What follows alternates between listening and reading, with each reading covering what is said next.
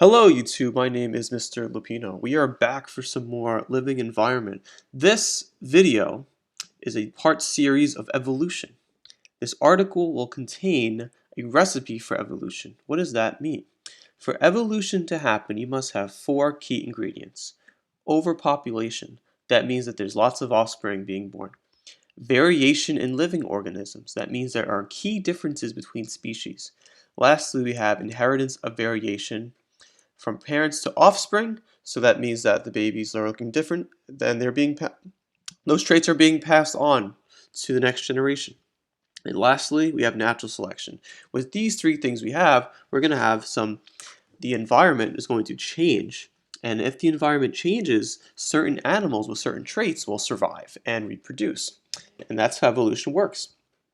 So this picture here has three birds, and they each have different beak sizes. Why does this matter? Well, if the bird has a very large beak, it can eat seeds that are very big. These other birds cannot eat large seeds. Well, why does that matter very much if they're living on an island with hundreds of different types of foods? Well, if there is a drought or if there's going to be a lack of sunlight for a long time, a lot of berries and plants will die. However, nuts will still be alive. This bird has the biggest beak, so it's going to be able to eat the large seeds and large nuts. So this bird will survive and these birds will die. That's what natural selection is all about.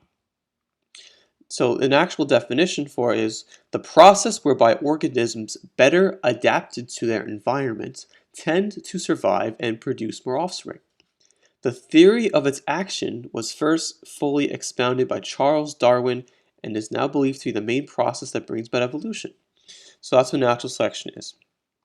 So I'm going to answer some questions because I was reading some questions, answers to some questions, and I had to make this video because I want everyone to know the right answers. It would take far too long to correct everyone's mistakes, so here I am going over it with everyone here. So we have a passage here. In the 1970s, biologists Peter and Rosemary Grant went to the Galapagos Islands. While the Grants were on the Galapagos, a drought occurred. So remember, we said a drought is no rain, only sun, light. Okay, so there's no rain, only sunlight. As a result, fewer seeds were available for finches to eat.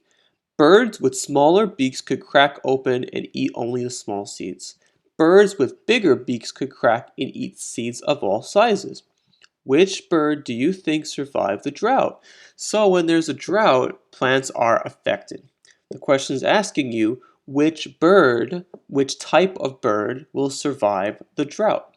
The birds that eat small seeds or the birds that eat big seeds? Well, let's think about this. The birds that eat small seeds crack open, eat only small seeds.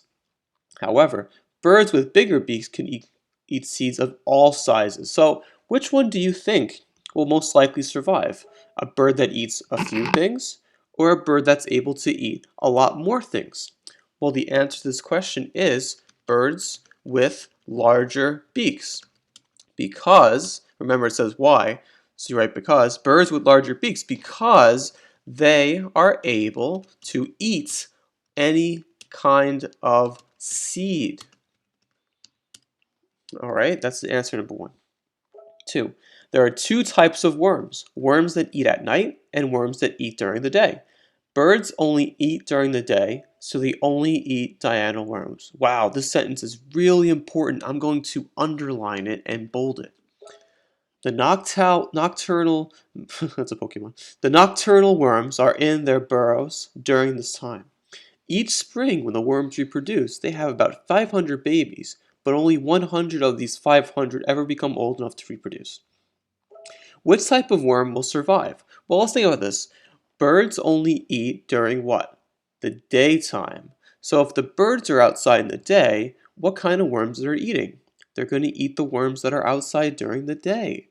So which worm will not be eaten? Well, that's going to be the worms that eat at night because there is no predator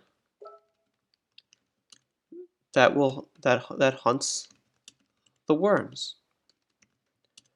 So in this case, the bird is the predator, the bird is the word. All right, next one. There are two types of